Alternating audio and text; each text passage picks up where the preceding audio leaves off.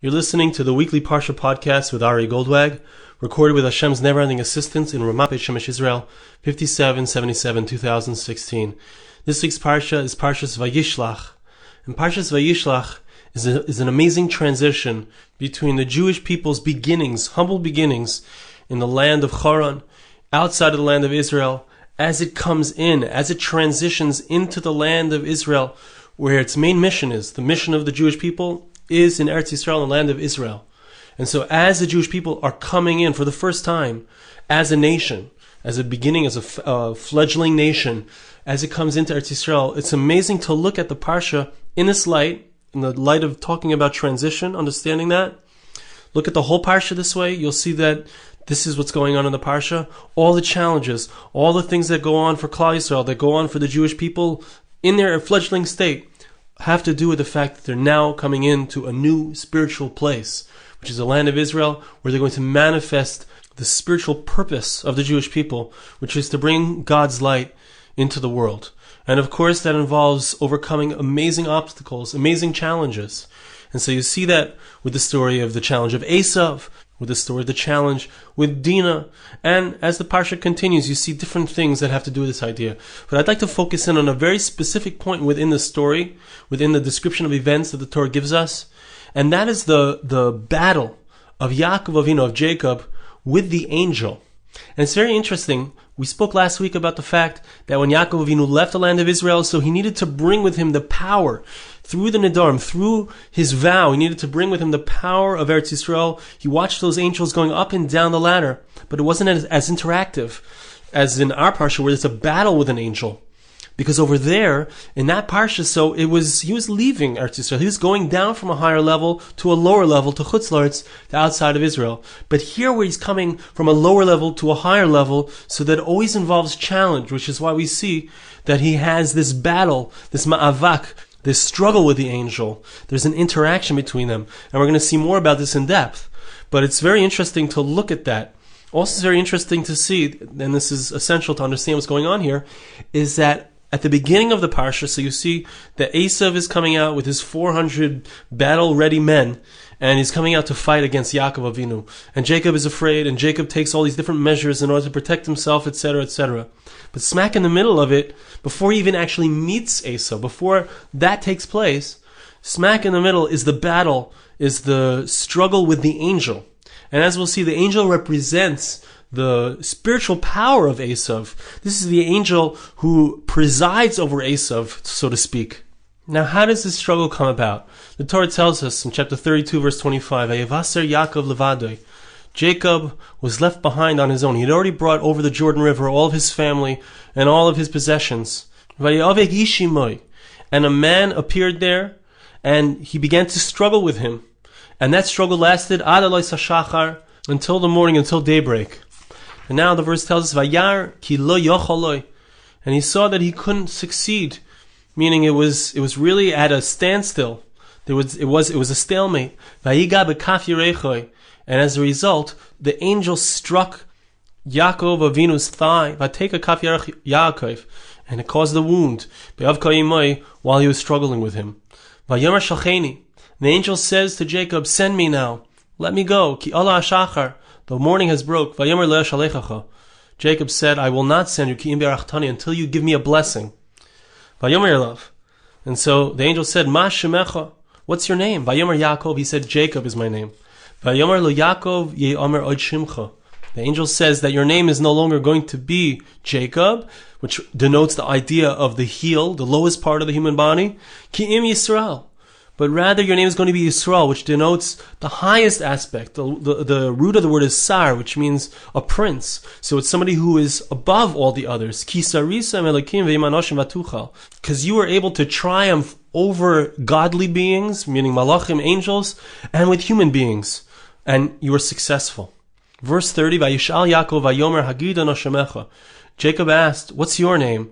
What's the name? I'm dealing with this angel. I'm having this struggle. What's your name? And he said, you can't ask me that. That's not a question you can ask me. And he gave him a blessing. So the angel gives Jacob a blessing. Now there's a few interesting points here. And we'll see midrashim. We'll see the Kli Yakar, who has a beautiful explanation of what's going on here. But the first point that we see is that Jacob was left behind by himself. And Chazal tell us, what was he doing? He was going back for pachim ketanim. There were small, different things that he needed, vessels, and he went back for them. It wasn't the most significant things, but he went back for them. And as a result of that, he ended up struggling with this angel. So we need to understand, why was that the provocation or the act which resulted in this struggle? Also significant is the fact that the Torah repeats that it was the morning. They were struggling until the morning. And when the morning came, so the angel wanted to return to his spiritual place, to his spiritual abode. So we see there's a significance to the fact that morning came.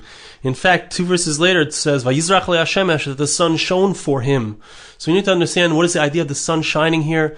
It doesn't mean just a literal sun shining. It also means that. But there's something deeper that's going on with the sun shining for him, and that the morning is breaking for him. We also need to understand, what is the concept of this name change? Why is he going from being called Yaakov to Yisrael? What's the difference in these names? We mentioned quickly, Yaakov has to do with the lowest part of the body. Yisrael has to do with the highest aspect, the ability to rise above. But what's the depth of what's going on here? Why is that name changing now? And also we need to understand this in the context of the fact that Yaakov is coming. He's transitioning from Chutz La'aretz, like we said. He's coming from outside of the land of Israel, back into the land of Israel, back into that place where he's going to have a true connection to God. So what's the depth of what's going on here? What's the significance of all of these different points in the verses? So before we get into the midrashim that speak about these psukim, I want to share with you a beautiful idea from the Kli Yakar. Kli Yakar is one of the Meforshim, one of the commentaries on the Chumash, and he says an extensive explanation of what's going on here. I'm going to quote it bekitzer.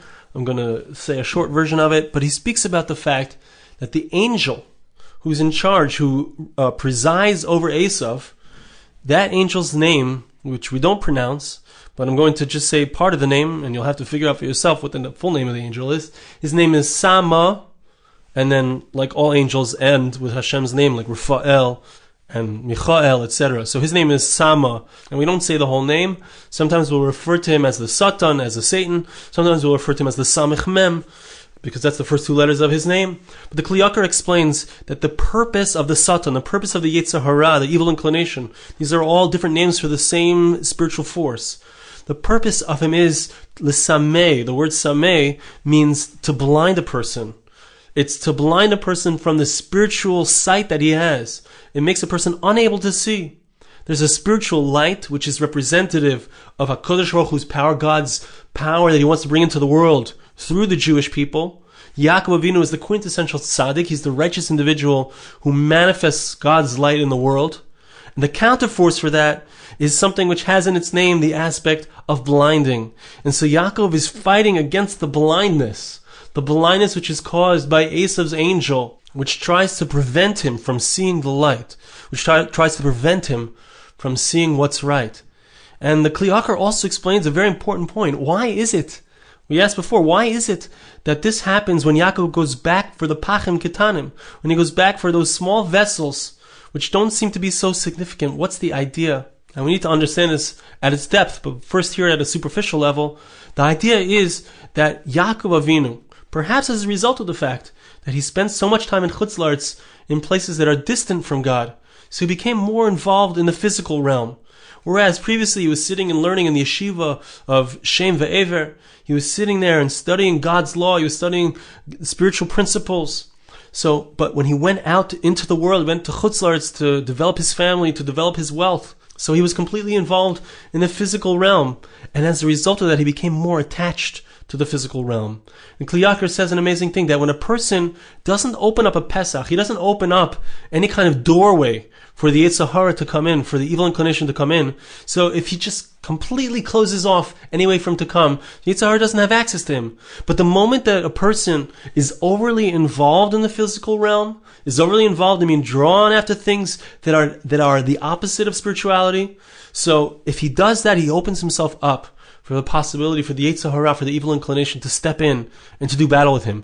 And that's what happened over here. Yaakov Avinu, because he went back for those small things, those small physical objects, as a result of that, he opened up the possibility for the struggle to take place. He was blinded a little, very small amount by his over-involvement in the physical realm.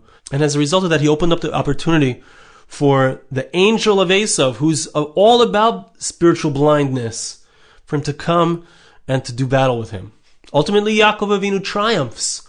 Ultimately, the sun does shine for him. He's able to see that spiritual light. But still, by opening up that small Pesach, that small opening for him, the struggle begins. Now let's look at the midrashim. There's a few points. There are 3 points, 3 main points that I'd like to share with you that come out of these different midrashim. Amazing ideas, foundational ideas, and it's something that we need to know for our own lives and can help us in our lives. The midrash tells us on the verse, Vayivaser Yaakov levado vayavek ishimai, Jacob remained behind by himself, and as a result, he began a struggle with the angel. The midrash tells us, and I'm going to say it in brief, you find that everything that Hashem is going to do in the future time,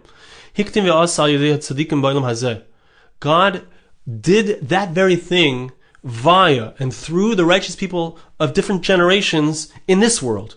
In the future, God is going to bring the dead back to life. Elijah the prophet brought people back to life. God has the power to cause the rains to stop. Elijah the prophet also had that power. Midrash goes through a few different cases. Elijah had the ability to do something Hashem is going to do in the future. Elisha, his student, also had the ability to do these things that Hashem is going to do in the future. I'm skipping to the end of the Midrash.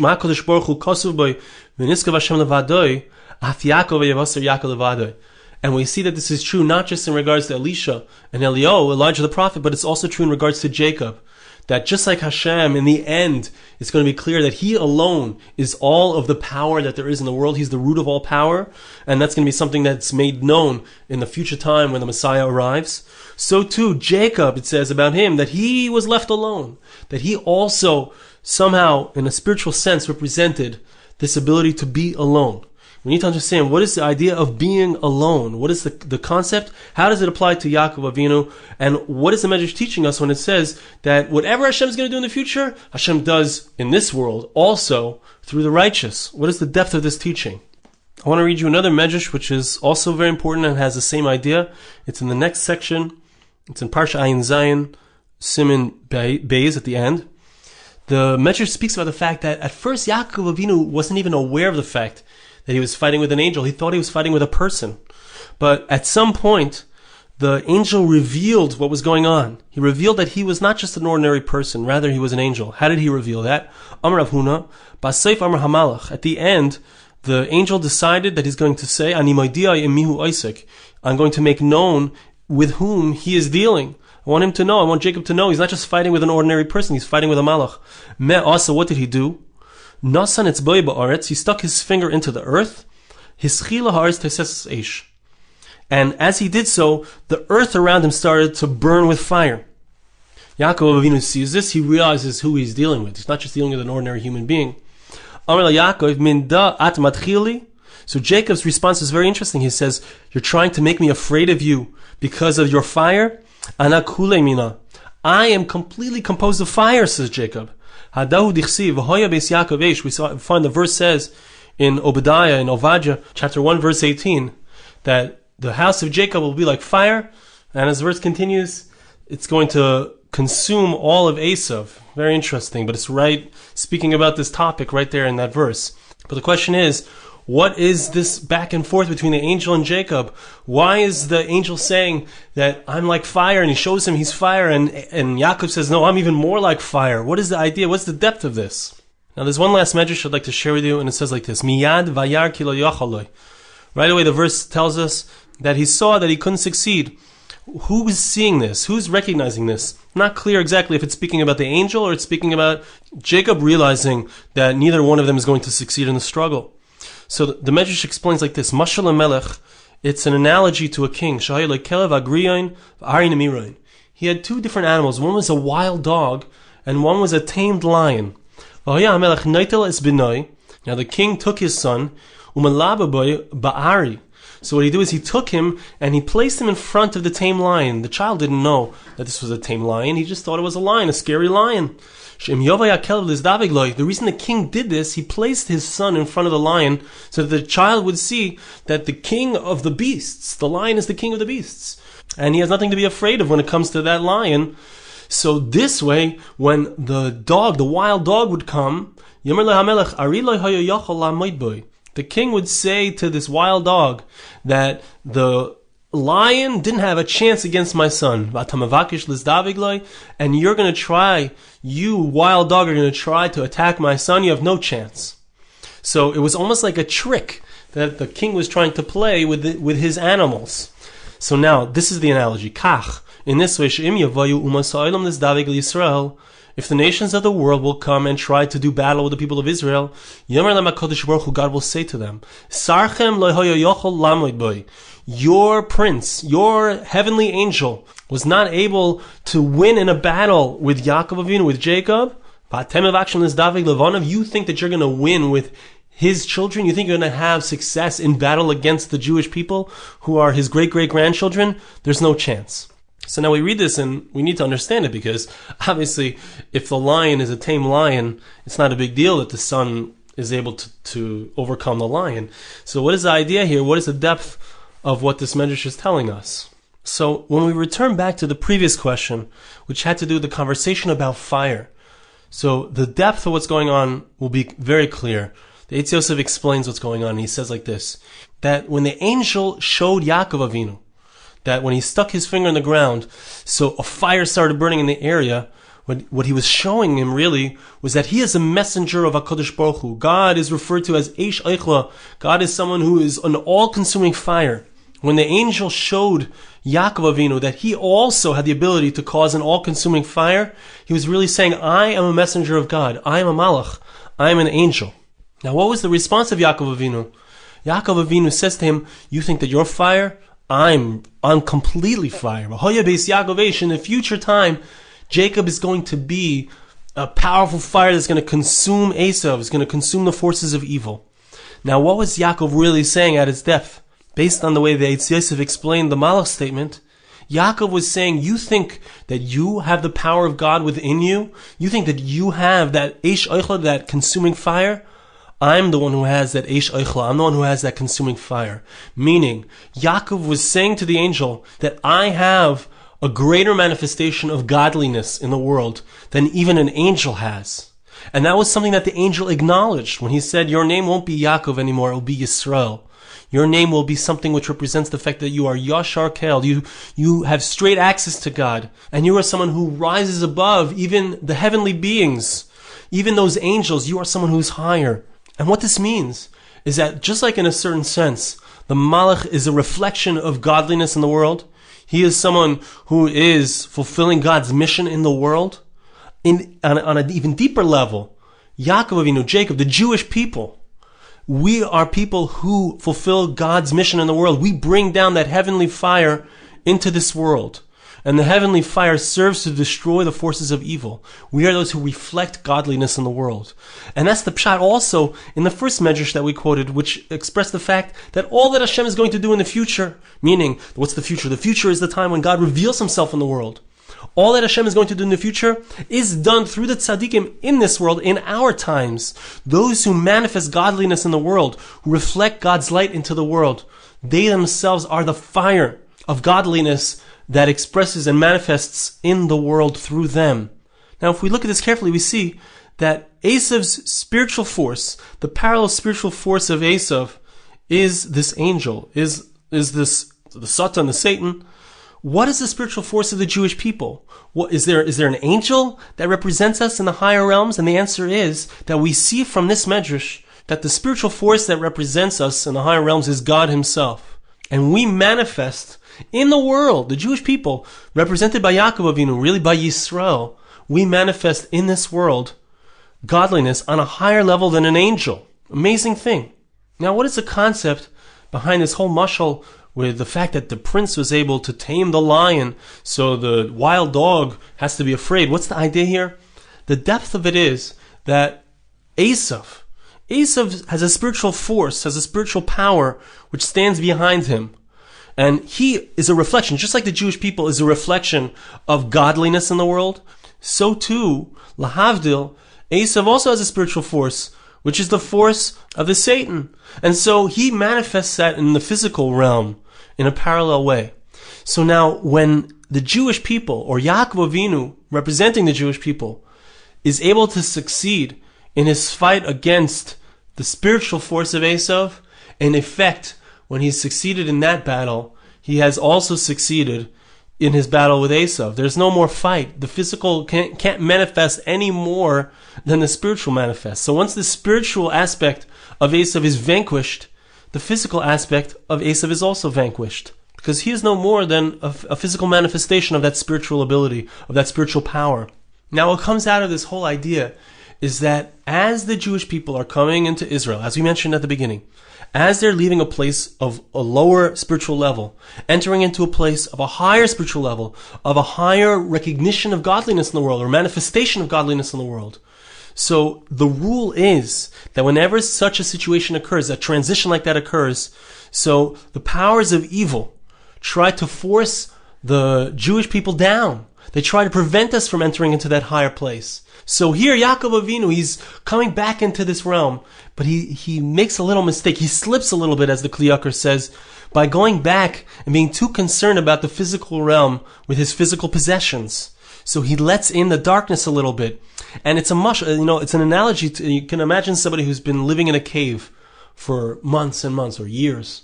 And he comes out of the cave, out of the darkness. The sun is way too bright for him. He has to put on sunglasses. And he might have to wear them for a while until his eyes get used to light. They haven't seen such intense light in many, many years. So he has to blind himself to a certain extent in order to become accustomed to the light and then be able to actually experience the light to its fullest extent. And I think that that's exactly what's going on here. Yaakov Avinu is stepping out of the cave of darkness of Chutz La'aretz, and he's coming into the light of Eretz Yisrael. And so what happens is there has to be a recognition that the things that I've done outside of Israel when I was in darkness they can't be the same as I come into Eretz Yisrael. And so there's a blinding that comes, and it comes in the form of this angel, and it comes in the form of Esav himself coming to do battle. And Yaakov Avinu has to put on those glasses, has to put on those sunglasses in order to watch out. And he has to have this battle because it's dark and he's trying to come out into the light. And that's why this is happening in the middle of the night. And it's a transition into daytime because it represents the fact that Yaakov Avinu is transitioning from a place of darkness into a place of light. But the very fact that he has to go through this struggle, the result is that now he becomes adjusted, so to speak, to the light. Just like the person who puts on the sunglasses. Eventually he can take off those sunglasses. So Yaakov Avinu has to go through this struggle, and in so doing recognize that the mistake that he made in going back for the Pachim Ketanim and going back for those insignificant physical details, that's not something that's appropriate when I come into Eretz Yisrael. That's something that in Eretz Yisrael I need to be on a higher level. Otherwise I will open myself up to the Yetzer Hara, the evil inclination, the Satan, from entering into my life. So I need to watch out for that. Once I have that recognition, my eyes have adjusted, so to speak, then I can have access to the full extent of the light. And then I can be that fire completely burning on a higher level than the angel. The angel has a certain level of fire, but he's not manifesting godliness in the world to the extent that a Yaakov Avinu can as he comes into Eretz Yisrael, as he comes into Israel.